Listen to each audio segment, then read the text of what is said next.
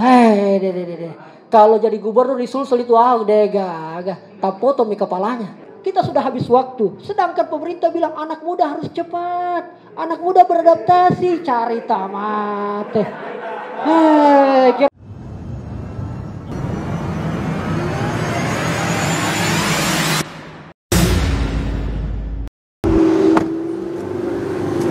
alright, nice people, kita sudah sampai di Kabupaten Sidrap. Perjalanan kurang lebih 3,5 jam ya, 4 jam lah.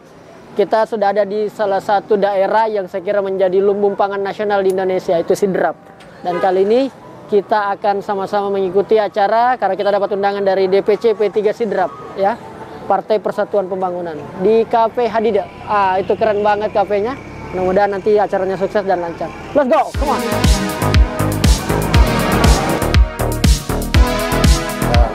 Sama Rijal. Wah, begitu Kak? Wah, siap Pak Rijal. Siap. Masya Allah. Oh iya. Coba kita. Luar biasa. Kayaknya saya perlu pakai baju putih juga di supaya selaras. Bajunya beda baju.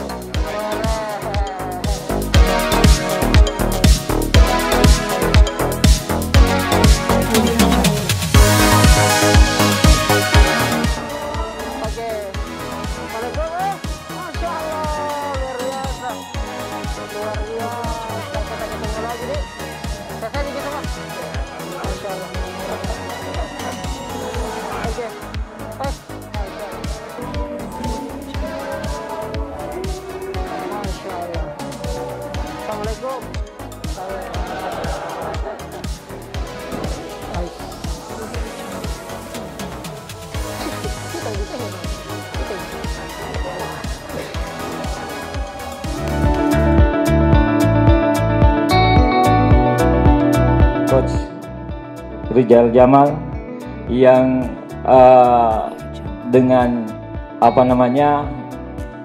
susah untuk menghadirkan beliau sampai hadir sini, maka sekali lagi tepuk tangan untuk beliau bahwa beliau bisa hadir di tengah kita malam ini. Pada para peserta saya ucapkan banyak terima kasih atas waktunya untuk bisa datang pada malam hari ini. Mudah-mudahan kedatangan kita pada malam hari ini betul-betul kita bisa manfaatkan untuk, sebagaimana judul kita pada malam hari ini adalah sharing inspirasi untuk pemuda. Jadi yang tua-tua juga kan tetap pemuda, karena ya paling tidak semangat kita. Nah inilah yang oleh karena itu saya harapkan betul-betul waktu yang singkat ini kita bisa manfaatkan sebaik-baiknya.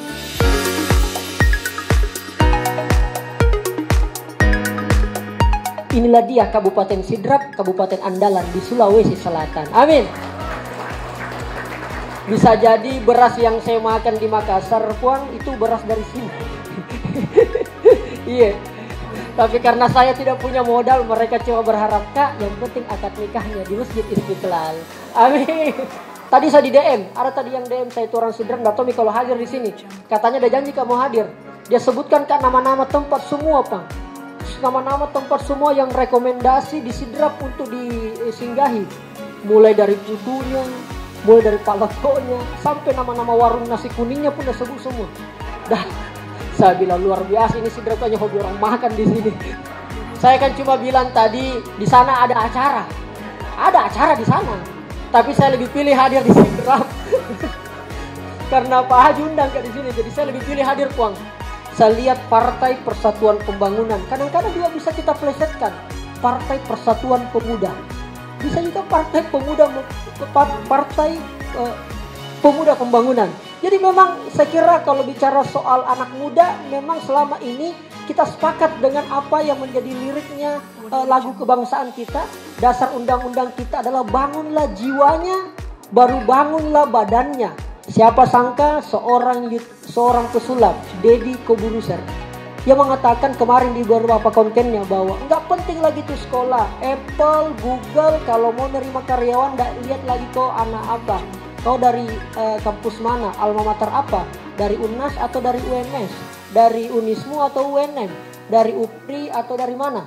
Tidak ditanya lagi, tapi yang ditanya adalah skillmu apa dan apa yang sudah kau bikin sebelum kau datang ke sini. Seberapa berdampak kau di masyarakat.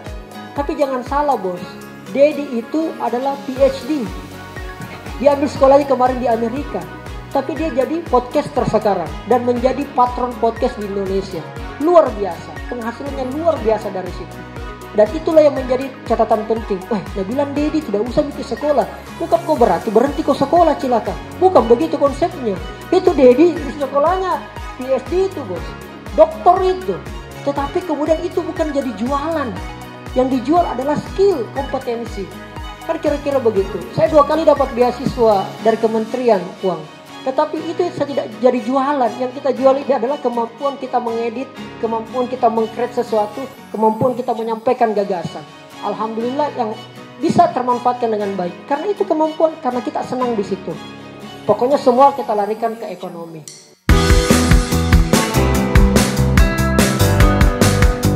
Terkait tadi ada Kakanda sampaikan mengenai partai politik ataupun politik. Narasi yang terbangun selama ini yakni politik itu negatif. Ya memang karena yang dibangun politik memang citranya negatif. Jadi terbangun pandangan politik negatif di anak muda.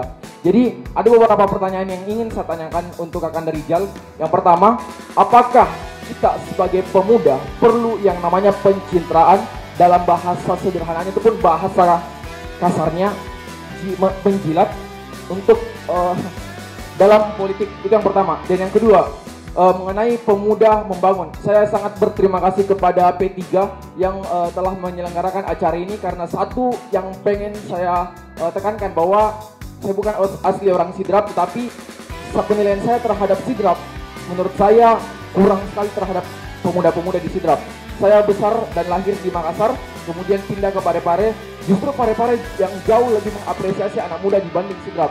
Dan saya sangat mengapresiasi terkait program ini. Pertanyaan kedua saya adalah, bagaimana kalau misal pemuda punya kompetensi, tetapi lagi-lagi stuck di kos ataupun tidak ada modalnya? Itu pertanyaan kedua saya. Dan pertanyaan terakhir saya adalah, bagaimana step kakak membangun karir kakak hingga sampai sekarang? Apakah kemudian anak muda perlu juga melakukan pencitraan? Kalau kaitannya dengan politik mungkin menjilat. Kalau menjilatnya mungkin enggak ya. Tapi kalau pencitraannya wajib, perlu, kudu, mesti. Ya, kenapa? Karena itu adalah bagian daripada kita ingin hargai kita punya potensi. Ingin kita hargai. Tidak usah jauh-jauh. Saya kurang tahu kalau ayatnya. Tetapi ada di kalimat di surah yang Wadduha, yang bagian ayat akhir itu, kita diminta untuk apa yang kita sudah terima nikmat dari Allah, fahadis, untuk kemudian disampaikan, dilafalkan. Itu sama saya kira konsepnya. Kenapa? Ini adalah bagian daripada syiar. Kalau konteks agama yang kita bawa, maka dia perlu. Syiar itulah yang kita maksud. Kalau mungkin bahasanya P3 ya mungkin syiar ya, lebih ke situ. Apa yang sudah kita lakukan, kita kemudian tampilkan. Karena begini, pencitraan itu memang kadang-kadang kalau kita masuk pada wilayah politik, kadang-kadang memang dianggap sebagai, kadang-kadang banyak kepalsuannya. Kadang-kadang ya, kadang-kadang saya katakan tidak semua. Nah sekarang bagaimana kemudian apa yang kita citrakan betul-betul memang kita lakukan. Sama yang saya sampaikan, saya tidak berani sekali bilang yang saya tidak lakukan. Saya akan sampaikan yang saya lakukan dan akan yang memang saya yakin ini akan saya lakukan, saya sampaikan. Kenapa itu penting? Karena itu adalah bagian daripada syiar. Kalau kita tidak sampaikan, takutnya nanti orang memiliki berbagai macam stigma terhadap kita. Walaupun memang kita tidak memiliki hak dan tidak memiliki kewajiban untuk mengatur pikiran orang lain. Yang kita bisa atur adalah pikiran kita kepada orang lain. Jadi kalau ada juga tuh orang sudahlah nating tulus, diejek, dibully, dihina, tidak ada urusan. Yang penting kita terus aja, lakukan saja. Anak muda punya sesuatu nih, punya kompetensi nih, tapi dia kendala, bicara soal modal. Modalnya ini apa sih? Maksudnya modal secara apa? Uang. Oke, kayak begitu berarti konteksnya kepada entrepreneur lah ya.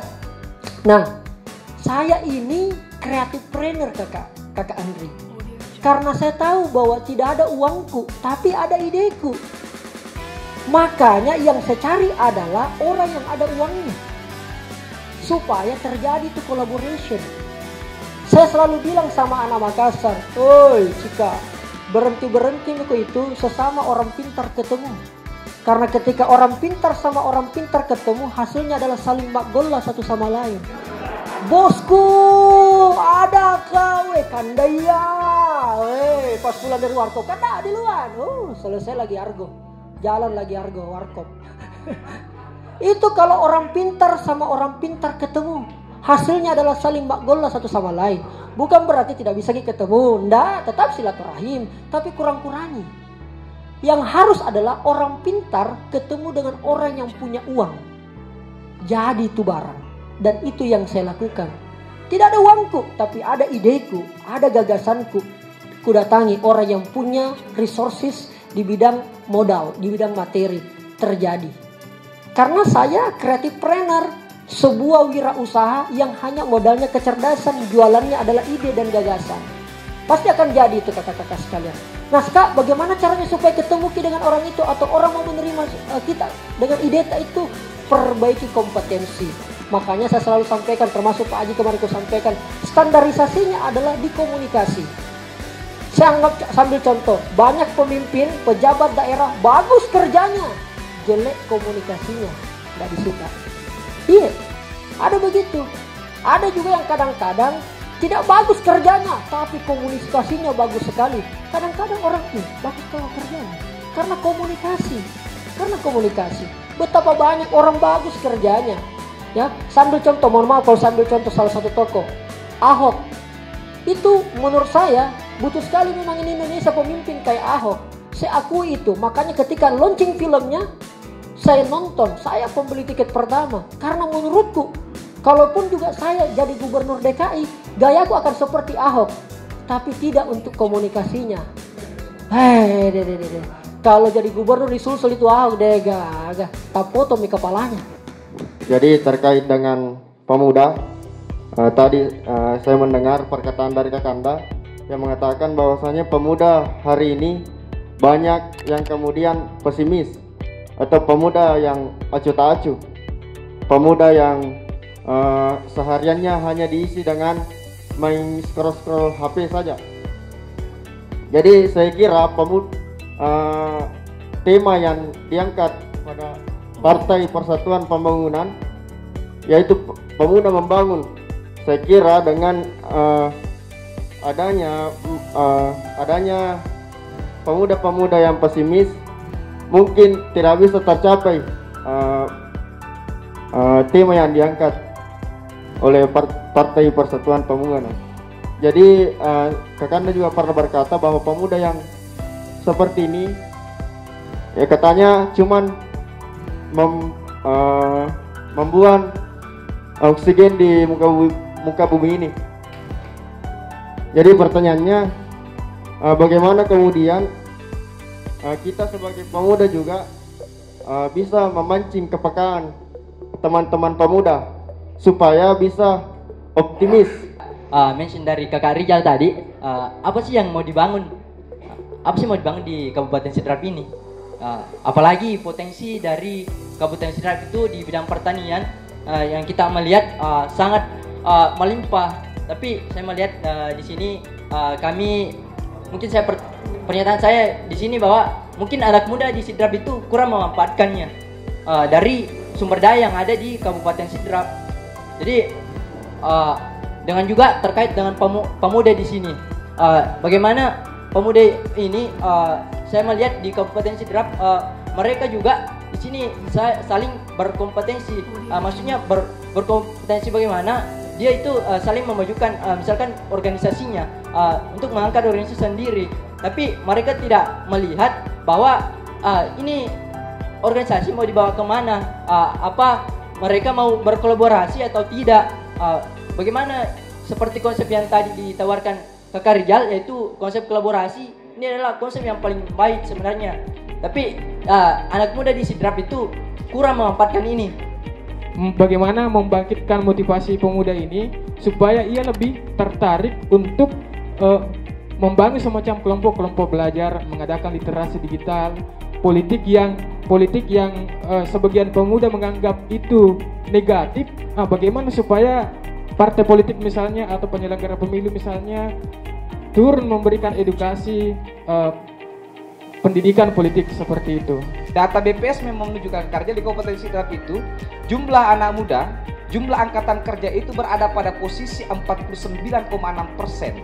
Artinya apa? Hampir 1/2 jumlah penduduk Sidrap ini dihuni oleh usia 15 sampai dengan 35 tahun. Sehingga itu tadi sampai oleh Kak Rizal, kalau ini tidak dikelola dengan baik maka berbahayanya kepada hal yang negatif.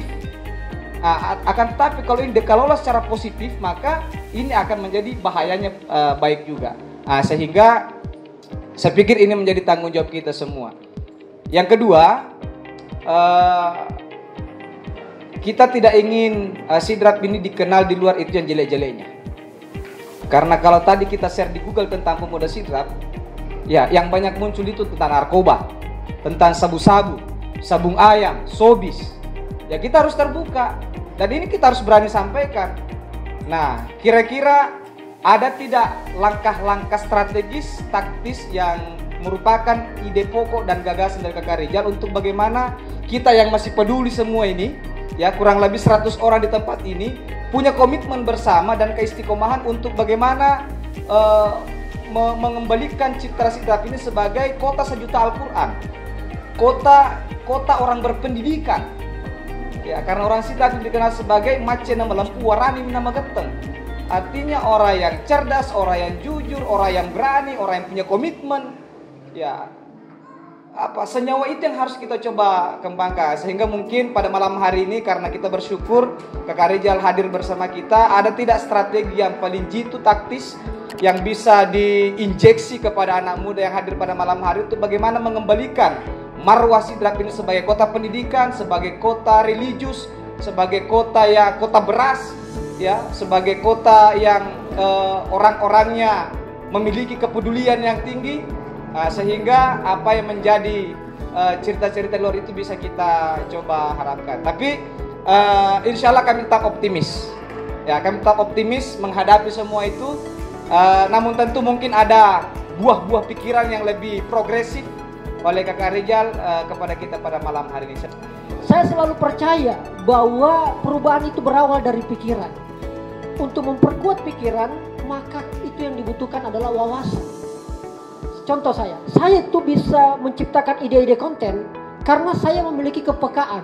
Selalu resah dengan keadaan yang ada. Dengan selalu resah dengan keadaan yang ada, akhirnya muncul sesuatu kayaknya tidak begitu deh, kayaknya seperti ini. Karena menurut saya adalah metode creative thinking ini, kalau kita berpikir kreatif, memancing rasa optimisme, itu kita harus awali dari masalah dulu. Jadi jangan heran kalau banyak orang-orang yang berkecimpung dalam dunia kreativitas, dia selalu cari-cari masalah. Maksudnya adalah dia harus mencari masalah apa. Dari masalah itulah yang kemudian dia olah dari pemikirannya lalu melahirkan sebuah solusi. Kedua, soal apa yang mau dibangun. Saya kira memang dulu eranya adalah era kompetisi. Sekarang sudah sepakat semua. Saya kira sudah banyak kita nonton dan kita dengar dan kita baca. Sekarang adalah eranya kolaborasi. Kolaborasi ini enak dibilang, susah dilakukan. Iya, terutama yang bernama dengan pemerintah. Mohon maaf. Terutama itu sangat susah. Karena begini, pemerintah kadang bilang, wah anak muda, sudah kita bikin. Ada program tentang anak muda, tentang pembangunan anak muda. Kau di mana aja? Anak muda juga bikin, kami juga ini bikin kegiatan. Pemerintah tidak datang. Ada juga yang begitu, tidak ketemu. Karena beda-beda memang, beda-beda caranya melihat. Dia mengatakan, sudah kita lakukan nih. Kami sudah bikin program tentang anak muda. Tetapi tidak terasa di anak-anak muda pada kebanyakan. Kita anak muda sudah banting tulang, bikin proposal, penggalangan dana mahasiswa, dan sebagainya. Sampai bazar kita lakukan. Tapi pemerintah nanggap kita, itu pemuda dana bikin. Ini yang tidak ketemu. Bisakah kalau kemudian pemerintah menganggarkan sebuah produk atau kegiatan kepemudaan, bisa nggak itu disesuaikan dengan stylenya juga apa yang sedang berkembang di mereka? Mulut bilang kolaborasi, sistem tidak berkolaborasi. Itulah yang menjadi masalah, Puang. Tidak ketemu kita. Bisakah tidak melalui surat, melalui kirim email saja? Mana suratnya aja? Sesa gitu. Mana lagi kita kantor di Petarani, kantor kita di Petarani, anunya pemerintah ada di Sudiang, tidak ketemu kasihan. Dede, berapa kali kita singgah istirahat kalau mau ke Sudiang, Pak? itu pula bocor lagi ban. Jadi kita sudah habis waktu. Sedangkan pemerintah bilang anak muda harus cepat, anak muda beradaptasi, cari tamat. Kira-kira begitu, kakak. Kira-kira begitu. Selanjutnya soal edukasi dan motivasi teman-teman, kakak tadi dari KNPI. Saya kira ini penting. Kalau saya keliling daerah, rata-rata semua seragam masalahnya. Satu, mereka kurang penggerak. Dua, mereka kurang motivasi. Tiga, mereka kurang teladan. Ini rata-rata. Ternyata bukan di kekurangan uang. Karena uang mereka bisa ciptakan. Mereka bisa cari. Tapi mereka kurang teladan, kasihan. Mereka kurang motivasi dan juga tidak ada yang menggerak. Yang dorong-dorong, kompak-kompai, balo-baloki. Maju kok. Tidak ada yang begitu. Siapa itu? Saya sepakat dengan Kak Jabar tadi. Perlu anggota parlemen. Jadi kalau saya sepakat penggeraknya adalah mereka-mereka yang ada di parlemen. Salah satunya sampel adalah yang peduli pada pemuda, bukan yang hanya berusia muda. Nah terakhir, yang kalau ditanya langkah strategis, saya ada 5 usulan. Tadi saya catat. Menurut hemat saya, mudah-mudahan ini menurut pribadi saya, Kakak Jabar dan teman-teman sekalian. Yang pertama saya kira kalau untuk langkah strategis mengembalikan bagaimana Sidrap dikenal sebagai ikon tadi, semboyan-semboyan yang disampaikan oleh tadi Pak Ketua. Saya pertama adalah tidak jalan lain, pertama tingkatkan literasi. Kedua, kalau saya ini masalahnya anak muda. Kebanyakan kita anak muda adalah tidak terbuka dengan pemikiran baru dan pengalaman baru. Jadi kalau bilang langkah strategis, yang pertama literasi, yang kedua adalah tolong terbuka dengan perkembangan, pemikiran dan pengalaman baru. Kalau kita masih menganggap yang 5 tahun yang lalu masih kita anggap sama dengan hari ini, pasti kita ketinggalan Bapak Ibu. Izin. Ketiga, karena saya juga adalah relawan, perbanyak kegiatan sosial movement. Komunitas-komunitas perlu diperbanyak, Kakak Jabar. Makanya perlu bukan hanya HKTI, perlu lagi juga komunitas petani yang lain, e-sport, literasi, peternakan, kasih banyak saja komunitas. Semakin banyak komunitas semakin bagus, meningkatkan daya kreativitas dan juga kepekaan, terutama di bidang social movement. Keempat, produk lokal. Ayo support produk lokal. Makanya saya kalau ke Sidrap pasti mensupport apa yang saya bisa singgah di Sidrap. Tadi ada yang DM ini macam-macam nih, termasuk saya singgah di beberapa teman ya, di tepi sawah ya, Paleko dan sebagainya. Cuma tadi berapa jam bisa datang di Sidrap ini, lupa diajak makan Paleko. Mudah-mudahan sebentar masih ada ini. Nah catat ya bosku. Terakhir, jadilah pengguna internet yang baik. Kakak-kakak, adik-adik sekalian, Bapak Ibu, internet adalah wajah kita sekarang. Kalau kita tidak mau bermain di internet things, kita pasti akan ketinggalan. Ayo, saya kira belum ada satu kabupaten yang ada di Sulawesi Selatan yang sangat punya brand di bidang internet. Kalau Sidrap mampu mengembalikan ini, saya kira sangat luar biasa.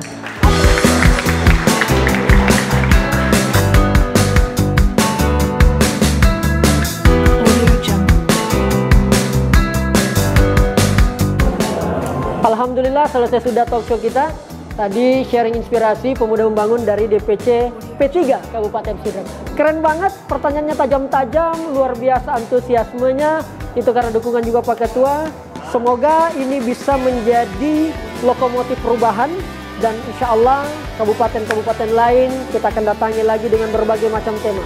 Tetap semangat, jangan lupa klik tombol subscribe. Yang belum subscribe, jangan lupa like, comment, and share. Alright, see you. Assalamualaikum.